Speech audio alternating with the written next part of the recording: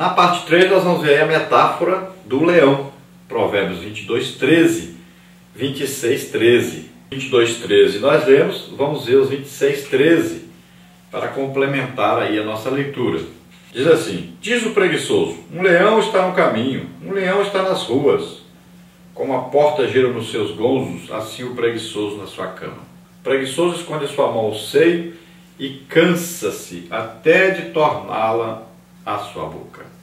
Mais sábio é o preguiçoso a seus próprios olhos do que 7 homens que respondem bem. Então, além do preguiçoso ser preguiçoso, ele é metido a sábio. Ele acha que sabe alguma coisa, né? E aqui compara ele com a porta dos seus ferrolhos. Vira para lá, vira para cá, vira para lá, vira para cá e permanece no mesmo lugar. Está assim o preguiçoso, né? Cruza os braços, se deita, e vira para um lado, e vira para o outro, e não produz nada. Então, na parte 3 aqui nós vamos ver 2 tópicos: conhecendo o leão e matando o leão. O tópico 1, conhecendo o leão. A metáfora do leão se encontra em 2 passagens do livro de Provérbios, 22, 13 e 26, 13. Há uma pequena variante nesses provérbios, mas o sentido é o mesmo. O preguiçoso sempre arranja uma desculpa para fugir do trabalho. Ora o leão está lá fora, ora está no caminho e ora está nas ruas. O leão é o mais forte dos animais e a sua presença causa medo. O fato de o preguiçoso ver o trabalho como leão significa que ele encara como uma realidade difícil de ser enfrentada. Tem medo do trabalho, assim como tem medo do leão. É desnecessário dizer que essa é uma visão completamente equivocada do labor. Então, na verdade, o que o preguiçoso quer é arranjar uma desculpa para não trabalhar. E a desculpa naquela época era o leão. O perigo do momento ali era o leão. Tem o leão lá fora, e é um perigo. De repente, eu chegar lá, o leão vai me matar.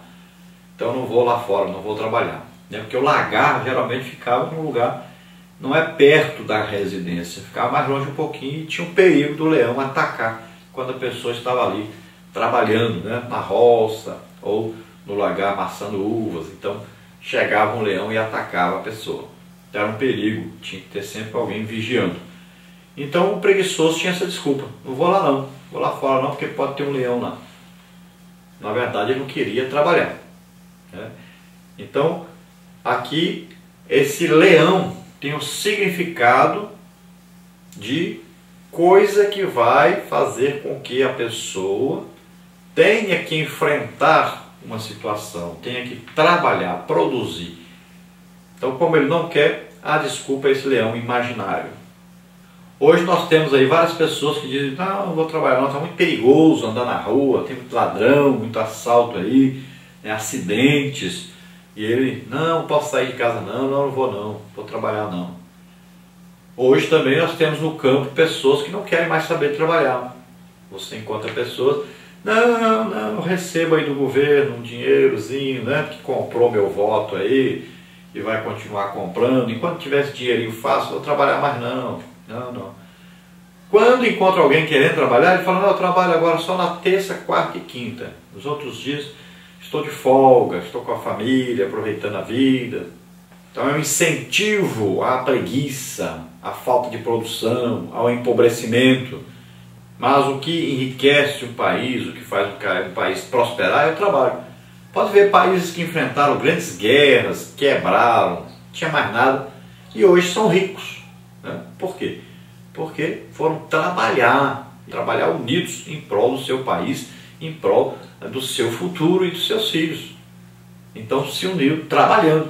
Então esse trabalho produz, enriquece.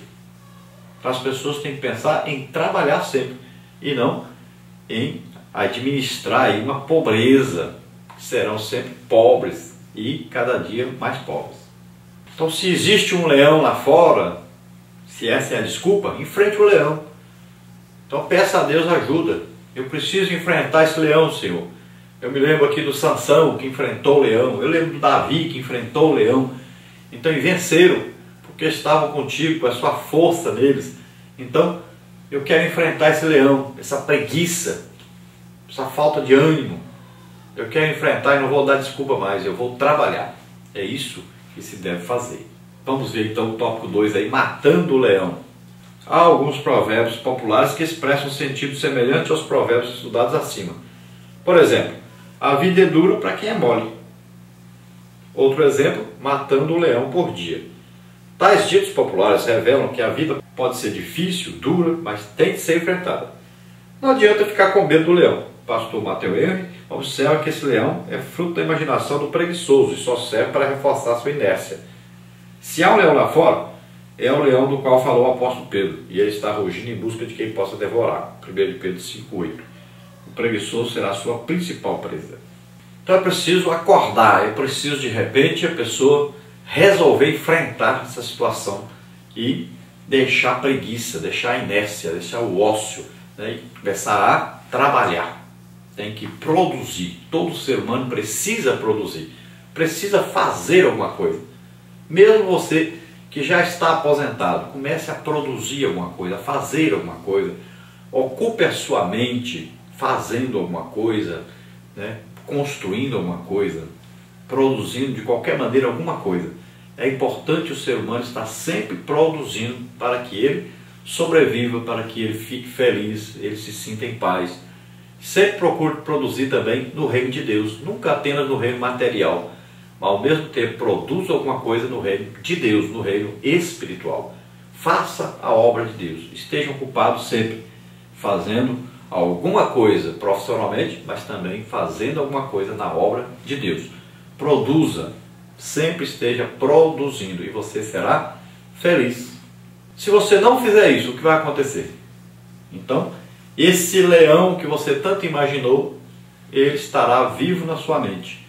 E esse leão se tornará espiritualmente aquilo que está avisado na Bíblia. Existe aí um leão que anda procurando devorar, principalmente aí os preguiçosos, aqueles que não querem produzir, não querem trabalhar, e acabam atingindo realmente essas pessoas. Então Satanás está aí procurando uma brecha, e a preguiça é uma brecha que vai fazer com que Satanás trabalhe na sua vida, tirando você a paz, tirando o seu sossego, tirando a sua felicidade. E a Bíblia diz: resistir o diabo e ele fugirá de vós. Então resista a esse leão da preguiça e vá trabalhar. Paulo diz: quem não quer trabalhar, também não coma.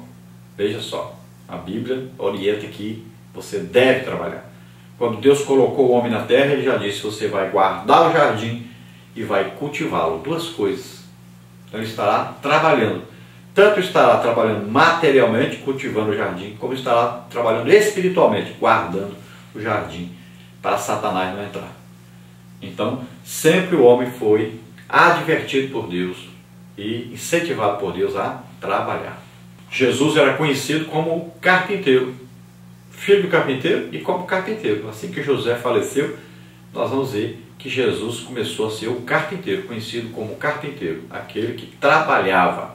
Jesus, em Isaías, diz que ele era experimentado nos trabalhos.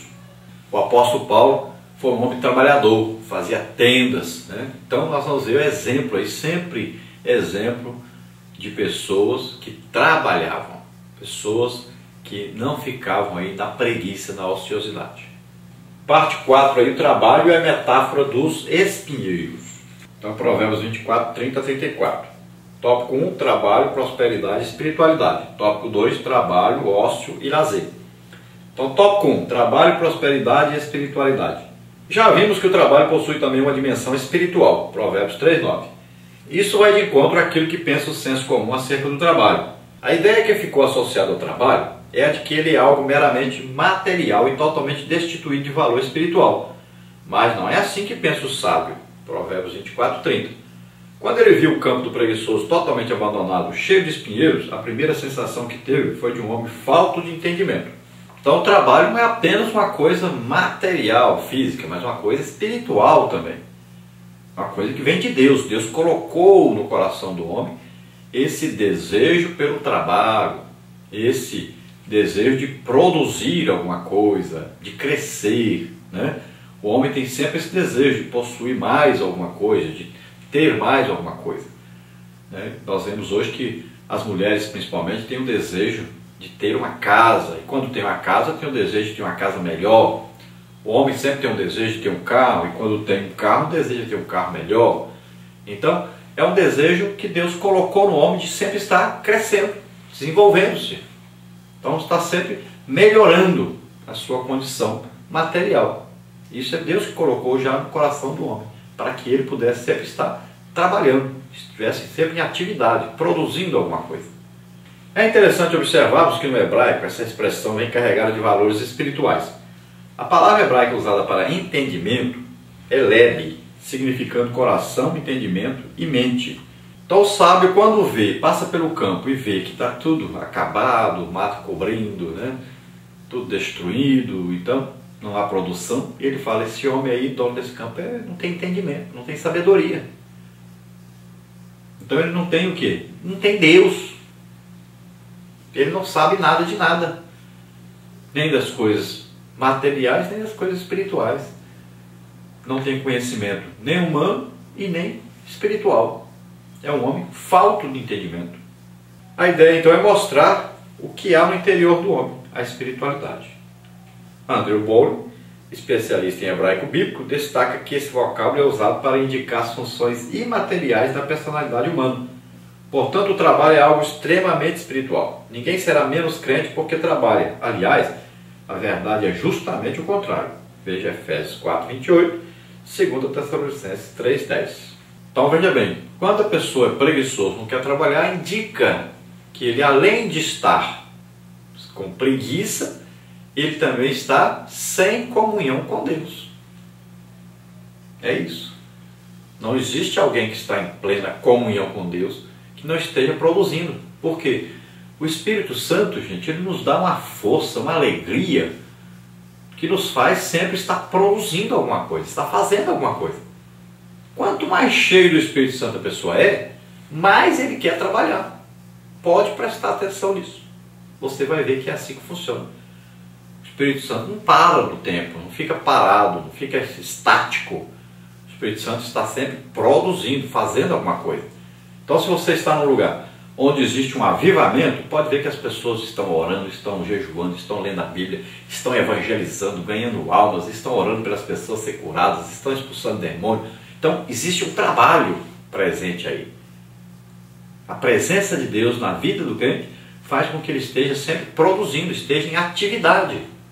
E para você desenvolver a sua espiritualidade, você vai ter que desenvolver também o seu físico. Por quê? Você estará andando, estará em movimento, estará evangelizando, estará orando pelas pessoas. Então veja bem que o trabalho é exigido dentro da espiritualidade. Uma coisa está atrelada à outra. E esse desejo de trabalhar, ter o sustento e ajudar a obra de Deus também deve estar dentro da parte espiritual de cada ser humano.